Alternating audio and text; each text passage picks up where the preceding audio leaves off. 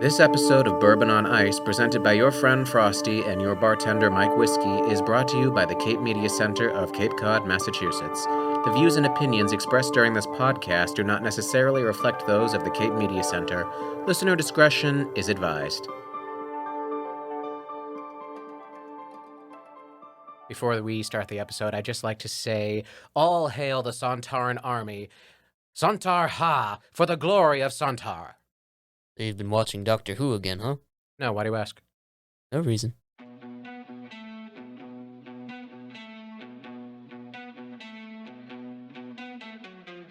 Coming up on this episode of Bourbon on Ice, keep your eyes on the road. The road's about to get real bumpy, and we've got the listeners' provided stories to prove it. Names and details change to make them more interesting. Dude, we've talked about this. This is Bourbon on Ice with your friend Frosty. And your bartender, Mike Whiskey. Stay tuned!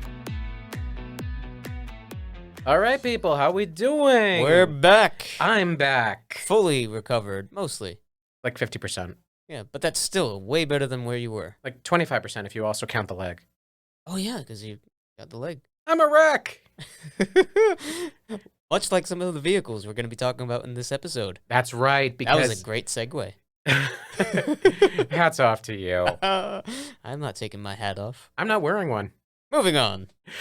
So, fans, gentle, wonderful fans out there, you may have noticed that last week we weren't here. That's because we were off doing hard-hitting research about this upcoming episode, which is all about the things that you really hope you never have to experience when you're on the road. Dude, what I keep telling you about the lying thing. But it sounds better this way. All right. The reason I was out is because I was in Plymouth, Massachusetts, unconscious on a table while a doctor did unspeakable and horrible things. You had a surgery, man. I still maintain that what I said was completely true. Also, there were drugs involved.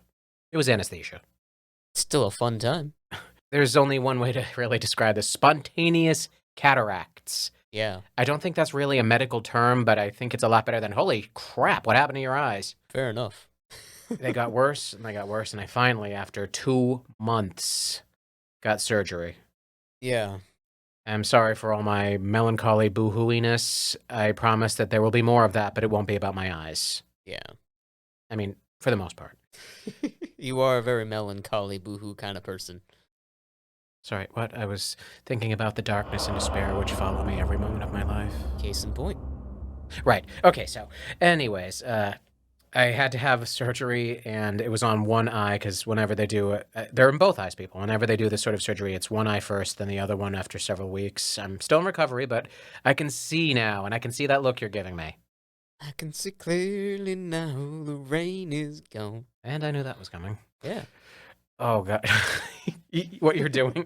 Okay, so I went to Plymouth to have the surgery, and I was completely losing it. I was sitting there in the dark haze, and my own dark haze, and I was, oh, what's gonna go on? What's gonna happen? And then a woman comes over and she gives me anesthesia. Yep. And I'm not saying that it made the day better, but I am saying that while I was lying in there being prepped for surgery, it did inspire me to loudly sing Blood by My Chemical Romance in its entirety. Twice. Nobody clapped. I'm sure. I'm sure somebody did, Frosty. They were clapping on the inside. I'm sorry, Your Honor. I was in a haze. I'm just sitting there, and all of a sudden I felt like it was the right thing to do to, well, they encourage your complete cooperation. I did it with an accent. They send you roses when they think you needs a smile. Oh, goodness. I severely hope someone posted it on TikTok. Okay, so we did spend some of that time doing research, so I wasn't completely lying. That wasn't a total lie. As I said, these are the things that you really never want to happen to you. The question that we asked a couple of our friends and listeners, thank you to everyone out there, especially you. But not you. You know who you are. You can't see the look I'm giving you. That's not how podcasting works. No. We've been over this many, many times. Again. There's so many things. There should be a list. You should write a list. I did. It's in your computer. I sent you the email. Oh, that's that thing I purposefully didn't read. Yeah. Okay. The question we asked was, have you had anything happen to you while you were driving that was bad but sort of humorous? Or just, wow. I didn't word it this way, but... But we've got quite a few things. And I'd like to start out by saying that one of them, my friend Doug from the snowy land. I'm only going to put it that because Snowy land? one of the states that has lots of snow in it. Wisconsin? Yes, that's the one. Oh, no way. He decided to send in a story, and I said, oh my gosh. All right, so Doug, and this is going to be read word for word. He actually sent me everything I had to say. I want you to tell me all this again because I have to share this with everyone Oh, because this is so good. Oh, wow. 10/22/2021. I stop at Bear Lodge to have a piece of pie and hot chocolate on my way back home from a trip to Observation Point. I just want to say that sounds super Wisconsin right there. He should have mentioned that he was passing the cheese mines and they were all waving at him with fresh stacks of Gouda. And brie. It is, we kid Wisconsin. We love, I'm not entirely sure why, but we do kid. It is I a like nice Wisconsin. sunny day and the autumn color is awesome. I remember getting back onto my Harley and putting my feet up onto the foot pegs. This guy's a real storyteller. The next thing I remember is laying on the side of the highway with two guys over me. One is a Forest Service person and the other is an EMT. They are asking me what the date is. I tell them the correct date and my correct name. They cancel the call for the helicopter from Billings. A hunter is telling the highway patrolman that I swerved and barely missed hitting a bull moose. Oh my goodness. The Harley went down and traveled across the ditch, hitting a tree. I ejected off the bike and went sliding down the highway. I asked the highway patrolman if I had done the right thing. His reply, "You must have. You're alive to tell us about it." I spent time in the ER to find out that I had fractured 3 ribs and banged up both my knees, soft Ow. tissue injuries, Ouch. and the Harley had about 9K damages on it. I don't know which hurts more, man. To which I replied after a moment of silence, "But was the moose okay?" These are important questions we need to know. The man hit a frickin' moose! Um, The bike apparently went right by, but he missed the moose. I'll tell you from experience. That poor moose, it must have been traumatized. I'll tell you from experience. That moose is fine. What is a moose? It's like 5 inches, right? The poor small thing, the poor fragile teensy thing. No. No. He probably went under the moose. That's basically what we're getting here. Ladies and gentlemen, my father once hit a deer with his car, and it crunched the bumper. Yeah. That was a freaking deer. Have you seen a moose in real life? If you do, Mooses total cars. Deers crunch bumpers. and then the moose gets back up, it's like, what was that for? You? Me? Get over here. Yeah, moose are evil. My sister was bit by a moose once. Oh my gosh. Yeah. You have a sister? No, it's a Monty Python reference. Oh. Well, now I feel foolish. I was so inspired by Doug's story that I just had to come up with this segment because I wanted to tell everyone about Doug and the infamous moose. But we've got more stories, more crashes, more incidents. I just want to say, everyone, I just spoke to Doug last night. Doug is fine, and I'm sure the moose is out there plotting its revenge. They're tricksy little buggers, let me tell you. When I was a kid, they had, Moose Hunters. That was one of the famous Mickey Mouse cartoons that was out. And Oh, yeah. I honestly, there's that point where the two moose are, Mickey's trying to hunt the moose is getting revenge and chasing him all over. Then the two moose are fighting each other. They have literally turned their antlers into fists and they're pummeling each other and wrestling. And the trees are jumping into the air and the mountains are leaping up and down.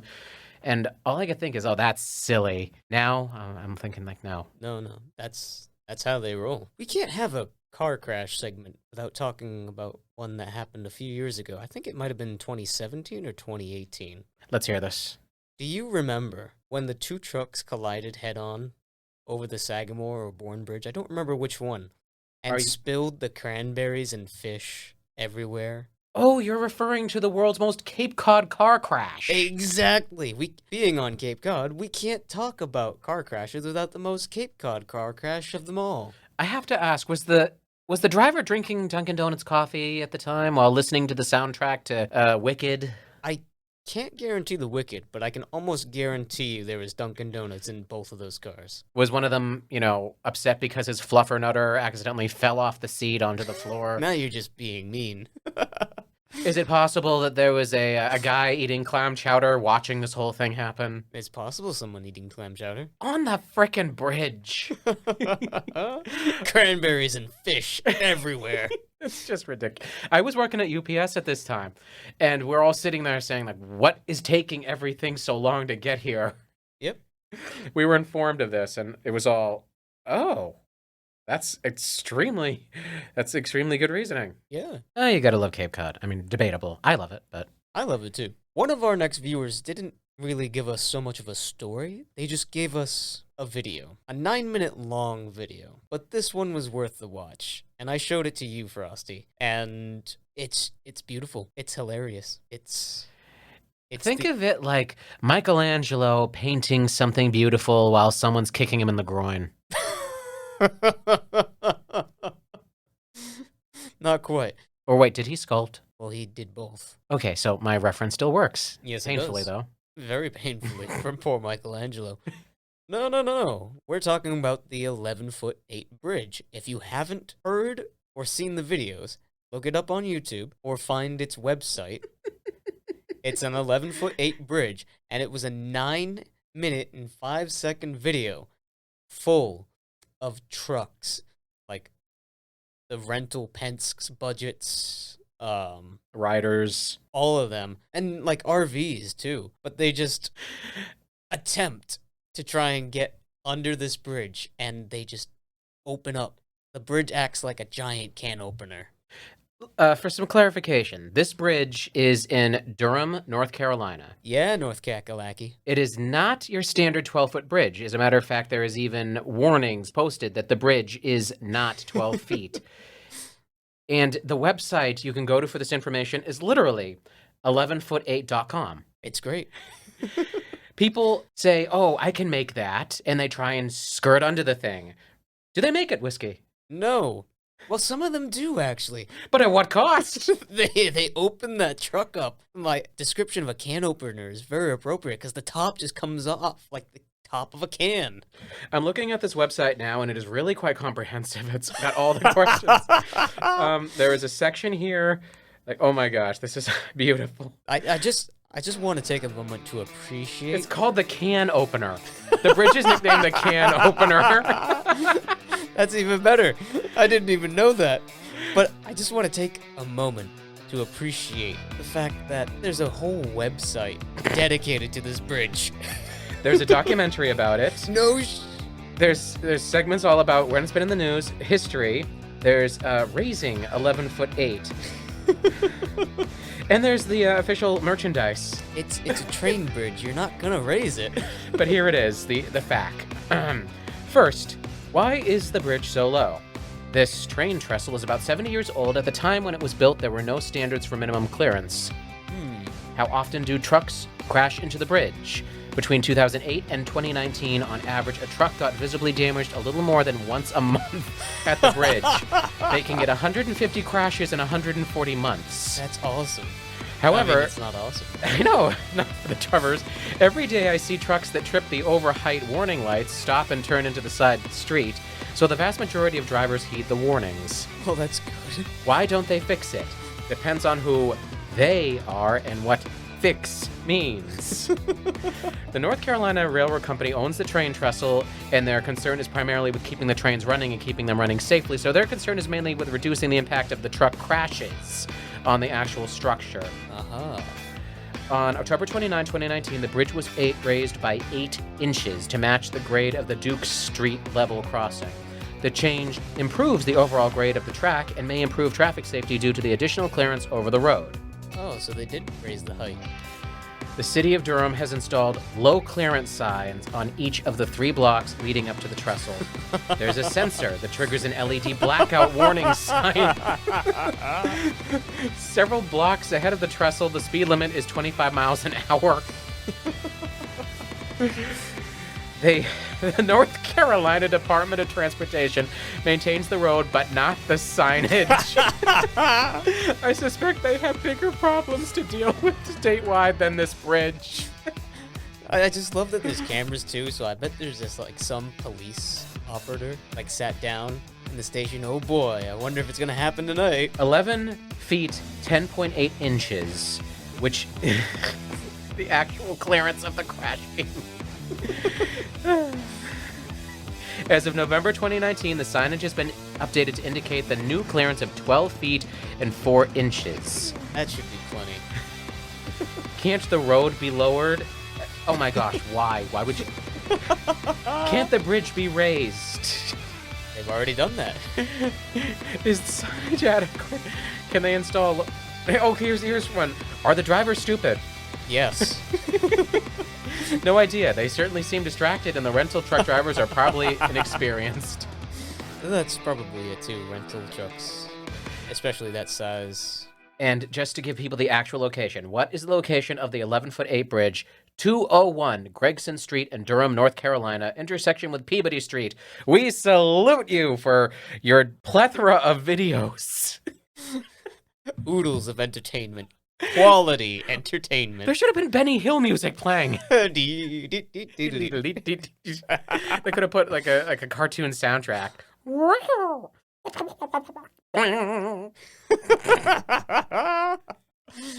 I can't believe this went on so long and people are just like, oh, that's gonna happen again. Yep. I just like to imagine like, cheers, another one. Reminds me of the there's a joke, right? One day I was walking along the road and I was walking by the mental hospital and the patients in the ward were all shouting 13, 13, 13, 13. I was wondering, so I there's a hole in the fence and I looked in the hole and my pencil poked my eye and the crowd started shouting 14, 14, 14. Oh my god.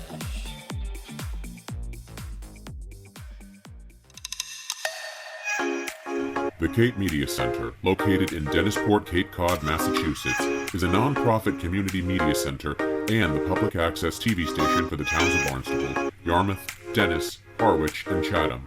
Our mission is to build community through media, enhance democratic communication, and facilitate free expression by providing these towns with a state-of-the-art media resource center. Members can become trained in our video and audio equipment and produce their own media content. Membership includes training classes, access to our field equipment, studios, and facility, as well as airtime. Podcasters and music producers can share their content on our website. For more information, visit capemedia.org. I have here the testimony of a man I have absolutely never met. Hi, Dad. This is from 1992 in Billerica, Massachusetts. Ooh, fun. Don't ask how to spell that. You will look at it and say it wrong. Like Worcester. You mean Worcester? Or Worcester? Or Haverhill? Haverhill. Massachusetts, it's weird, but we live here, so we're used to it. I know, right? For crying out loud, there's a town called Sandwich here. We have the Sandwich Police. Sandwich. There are memes about this online. People saying, like, Sandwich Police, what do they arrest you for? Too much mayo? You have one too many pickles on that sandwich, mister. We have a Sandwich town hall. We have a Sandwich court. We have a Sandwich bridge. And all the towns with ham in them. Chatham, East Ham. All right, so in 1992, apparently I'm too young to remember this one. Okay, apparently my father, in 1992, when we were driving past, and this tells you how old it was, the Paperama. Oh, goodness. Yeah, that really tells you how old this was. A car suddenly went by, and there was a young child on the roof. Nice. Apparently he was holding on to the back of the car, like standing on the trunk and holding on. No shirt, just a bathing suit. And the light was green, so they were just going, and he was gone. That's what you call air drying, man. I'm sorry, but when did Bill Ricka get relocated to the frickin' backwoods deep south? Like, why? He never found out. It's not like he could go on. It was 92. It's not like he could go on the internet and Google that. I got a good one. This is Let's another hear it. real Cape Cod one. This is coming over the Bourne Bridge. So if you're coming over the Bourne Bridge from off Cape, there's a big welcome sign. It's a shrubbery, giant head. A shrubbery. Neat. Well, you opened the can of worms on Monty Python earlier. I did open that can. We'll see if we can squeeze in one more reference later. Maybe. Anyways, big welcome sign. It says "Welcome to Cape Cod." It's in a hedge, a nice big shrubbery. I love that thing. Yeah, you know you're gonna love this though too, because this is Cape Cod too. There's a dude parked under the hedge, the wrong way, facing the wrong way around the rotary, standing outside. You can see his wife and kids in the back seat of this. I'm assuming a hatchback. It's like it was like a big SUV, almost like a Toyota RAV4 or something like that. Okay. And he's standing outside with a map, with his vehicle pointing the wrong way around the rotary, underneath the sign. It was beautiful. Was it Chevy Chase? I don't know, but this was a number of years ago. This would have been back in like 2010 or something. Was Christy Brinkley driving by in a red car? It was red, actually.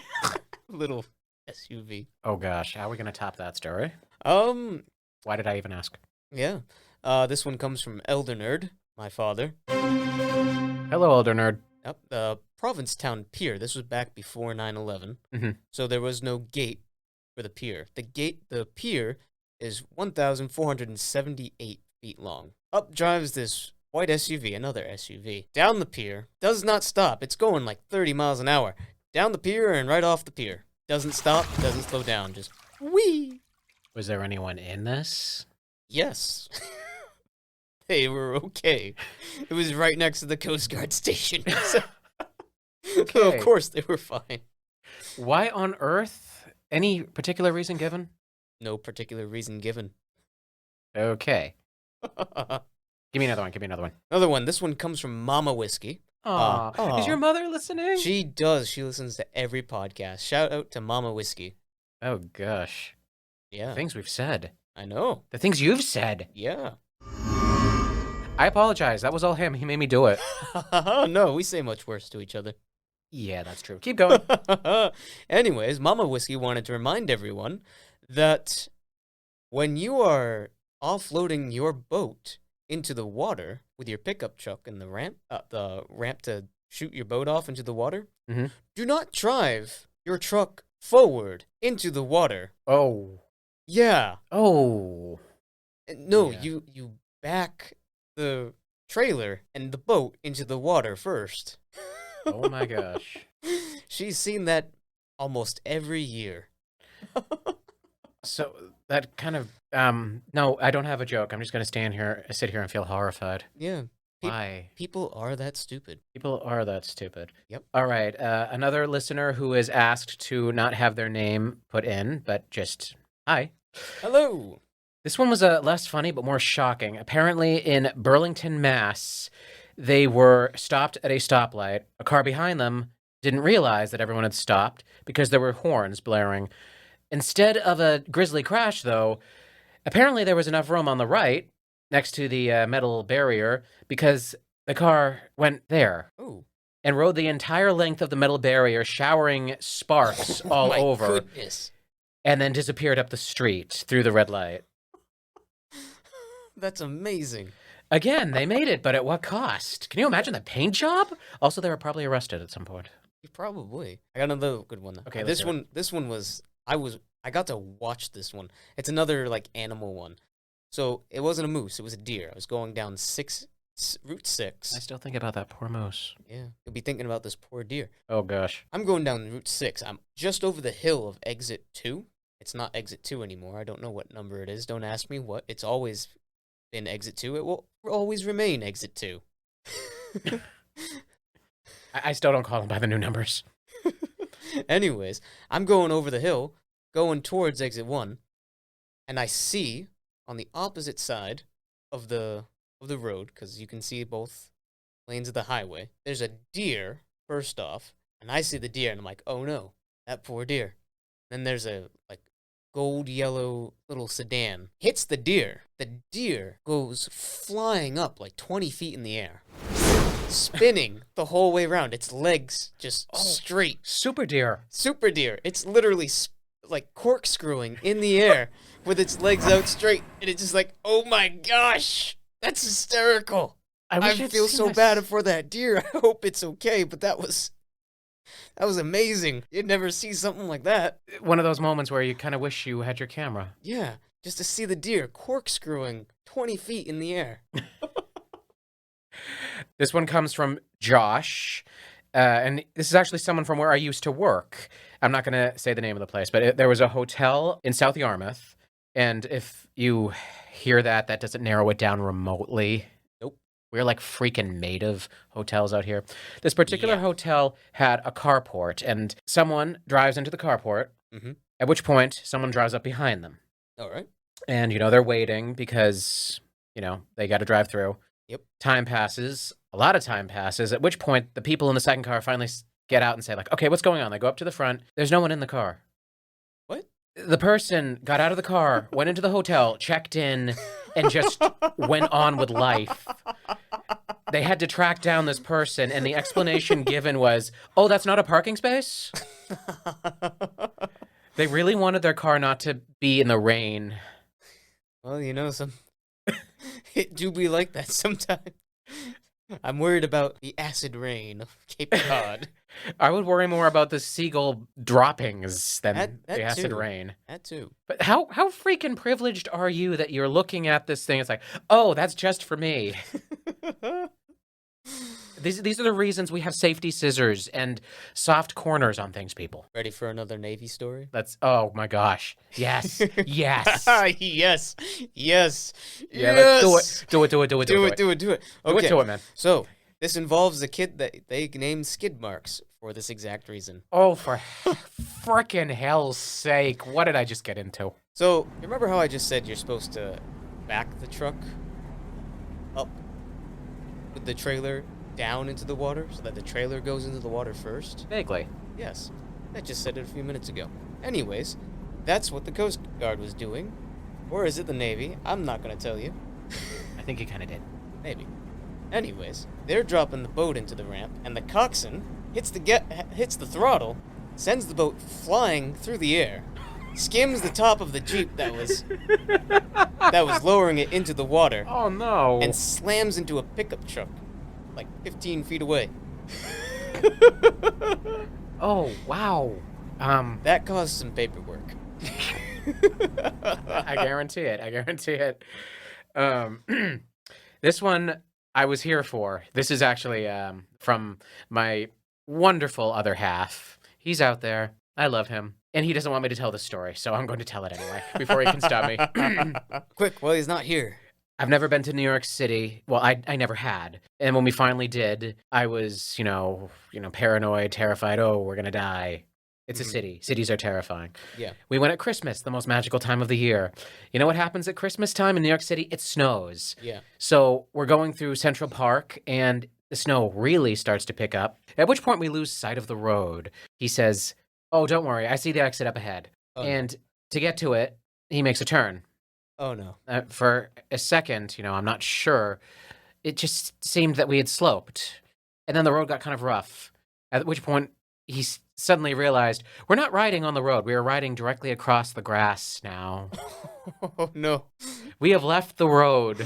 We were Doc Brown and Marty. Where we're going, we don't need roads. At one point, we got back onto it, and I was saying, I don't think we're on the road. He said, no, we're fine. Then we because we went off the sidewalk and got back onto it.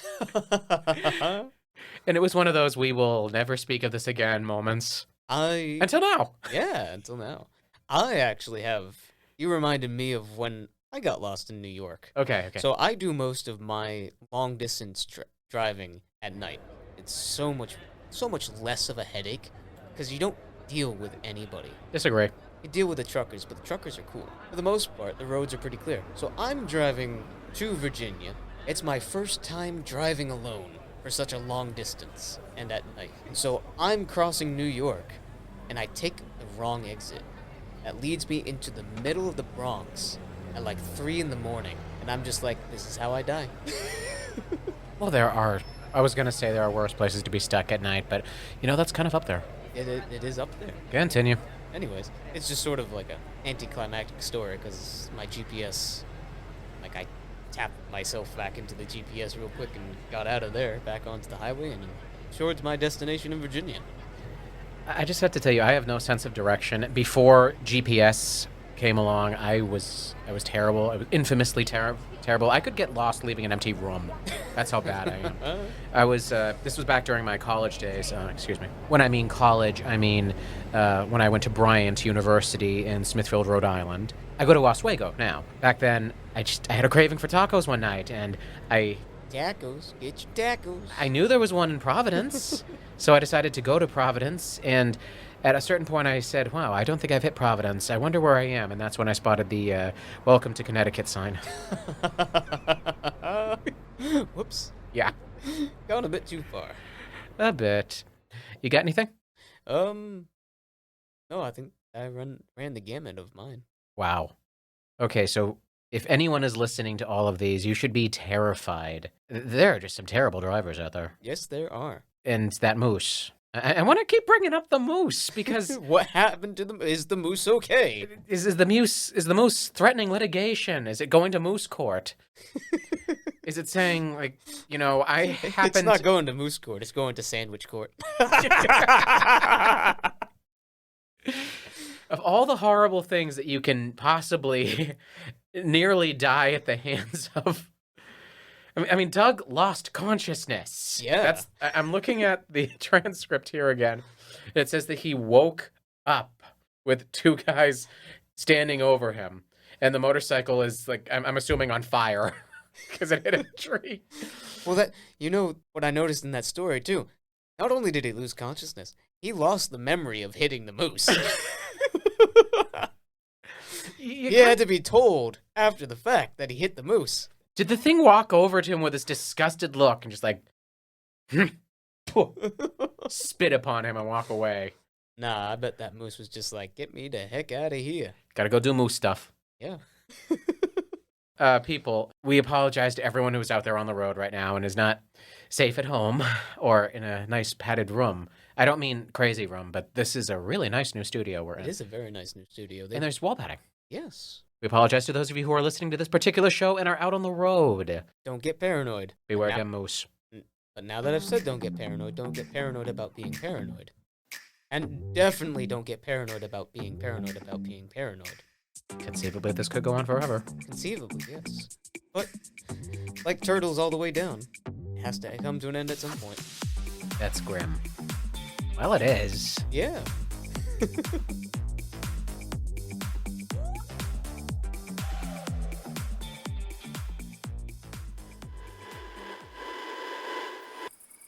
Hey, Whiskey, what do you see above us? I see the beautiful night sky, full of stars and the Milky Way. What do you think it all means? Well, I think it means we're gonna have another beautiful day tomorrow.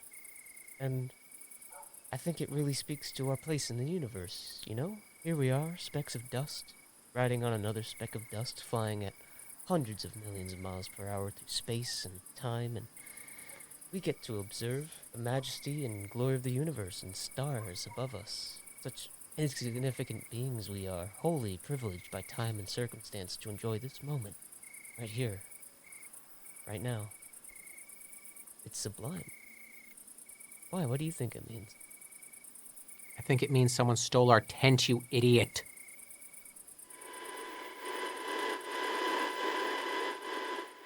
The highways are a dangerous place. Yes, they are. Apparently, so is being in Central Park when we're driving through it. We should go somewhere, you and I. We should, have a road trip. Where are you thinking? Are you thinking the Bad Art Museum? We could do the Bad Art Museum in Somerville. That sounds good. Could. Oh. We could go to Mohegan Sun because they have a Krispy Kreme that makes the donuts in front of you. You could go to Purgatory. Oh my gosh. Wait, which Purgatory are you talking about? Because there is a club in Provincetown named Purgatory. I will not I will not clarify. Oh, wait. What if we went to that place Which place? with the thing? That thing? Yeah, no, the other one. Oh, you're talking that thing. Yeah, near the whatchamacallit place. The Luray Caverns? Oh, that sounds good too. Yeah. Or, we could try and find the old battle zone, the combat zone. Sorry, we could try and find the old combat zone. Oh, goodness gracious. We could do Chinatown. Could do Chinatown. We We could could do Salem. I haven't been to Salem in years. Do they still have those witch museums there? Yes. Is that still a thing? Yep. I know that everyone from Salem is now hating my guts. I said that on purpose. Please don't curse me. My life is bad enough. I mean, it was so bad the other day. I opened up a dialogue with Christ himself, and he would not give me anything. So I called Satan, and he said, "Sorry, I'm in the tub. You'll have to get back to me later." Did he get back to you? Unfortunately, yes, and he won't stop. Ooh. That being said, stay off the roads, people. Don't even look at them. Be careful when you drive out there. Look both ways before you cross the street. Come to a complete stop at stop signs. And obey all posted speed limits. And if you see a sign that says, "Warning, wild moose," You better take it seriously. I think that's a good note to end on. It is. It is. Next time on Bourbon on Ice, imagine, if you will, a game with new rules every time you blink, and strategy doesn't matter.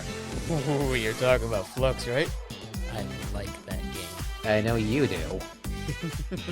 We break out the cards and play a round or two. And Frosty will lose both of them. Just going with the odds here. Those odds are definitely in your favor. Tune in next week to Bourbon on Ice, and as always, Have a cold one on us. We talk about the incident? We are not talking about the incident.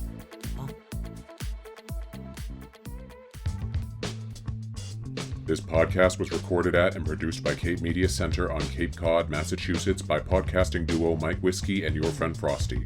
All music and sound credits go to soundstripe.com. Special thanks to Jamie Horton, Emily Tulloch, Gabrielle Rawson.